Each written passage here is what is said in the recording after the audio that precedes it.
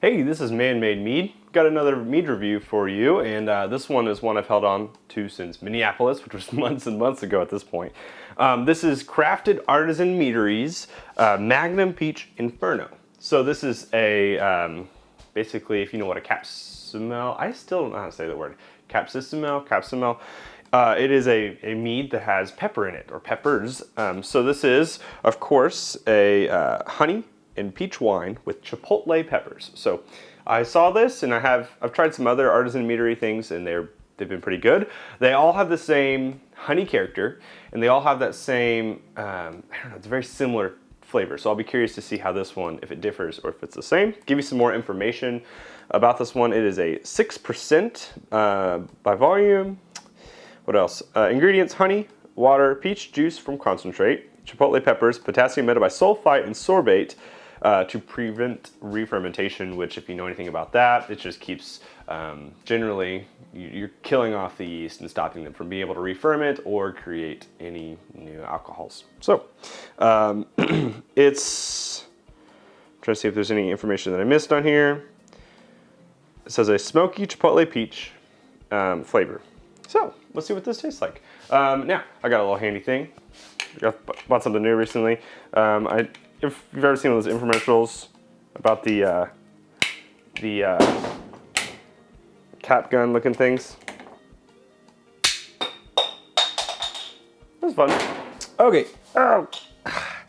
So, not sparkling, does not have any carbonation to it. I guarantee you it's probably pretty clear. I think they filter their meads. Oh, maybe there is some carbonation. Looks like we got a little bit. It just didn't fizzle. It didn't do anything when I first opened it. It's definitely smelled that same honey character. I don't know what kind of honey they use. I need to investigate a little bit more. But yeah, you smell definitely some peach. You also smell some of that pepper.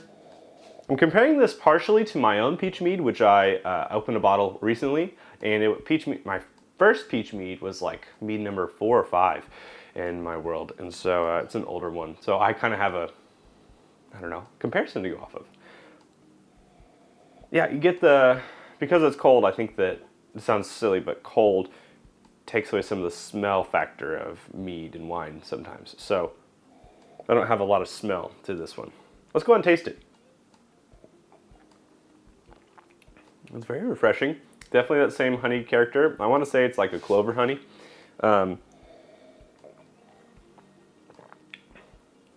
It's very traditional tasting. The Inferno, the heat of that pepper is not really existent. You get a lot of honey character, which counterbalances the heat. Then there's also a slight taste of peach. I don't really know. There's not as much peach flavor as I would like from this, and it's definitely smoky. They got that part in the description very right. It's smoky flavored. It's very subtle. And the smokiness is compounding. If you ever have anything that has a smoky flavor to it, the more you eat, the more you drink, that smoky flavor just keeps going and going and going and getting stronger. That's what I'm getting here. Almost more so than the heat or the peach. The honey is pretty constant, which is nice. However, I wish, when you say Magnum Peach Inferno, or you say peach wine, I think, okay, peach flavor kind of really in your face. I wish there was more of that. That's okay that there's not. It might be overwhelming if there was too much. There's not really carbonation. It's good. I think that there's a very nice, the balance between honey and peppers can be used really well. And you can use them to make a mead that is spicy without like burning your face off, because the honey character, if you, in this case, like they sorbated, sulfited, they back sweeten some. There's that honey sweetness, that honey warmth that takes away the bite of heat. So, I mean, unless of course you like a lot of bite of pepper flavor, which in that case, go for it. Go make something that's really hot. But if you want to make a balanced mead, try to use a good amount of honey. It's a very light. This is 6%, so we're in the Hydromel territory, and Hydromel in what language is it? Means Hydromel in whatever language it is means mead, but in our world of mead making, we kind of call a hydromel a mead that's under 7%. So this is a hydromel, very light, 6%, and it's got some carbonation. It's really refreshing. I think that's what's nice about it. It's very clearly a mead you could drink a lot of. Like I'm gonna drink this glass and be just fine, especially because it is 6%. It's not gonna knock you off your feet. And I am leaning more towards that world as I mead make more. Because I used to make hefty stuff like, man, I want this thing to be 18% and I want to have one bottle of it and that's all I need. And now I'm like, well, I'd like to have like 2 bottles of something, so let's make something lighter so that I can have multiple bottles. It is a good mead. It is not as flavorful as I would like. And, you know, there's a side of me that says if it's too flavorful, then it's just kind of in your face, not enjoyable. Then the other side's like, well, you want those flavors. You want those peach flavors. You want the heat to be through. I'm a hot, like, heat food person, so I definitely really like eating food that is spicy. So I was hoping for something that had a little more spice to it.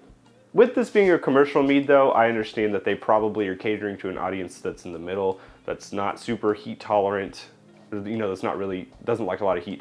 And then the people who like a lot of heat, they find the middle ground. So it's a very nice looking mead, very clear, pretty good tasting. I would say, giving my own like little rating, give like a 7 out of 10.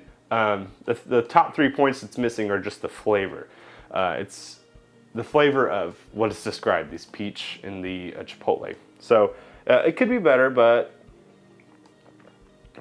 you know, everything can be better. We can always be making our meads better over time. So, if you are watching this Artisan Meadery, crafted Artisan Meadery, you know, thanks for making a good mead. And my only critique would be just to add some more flavor.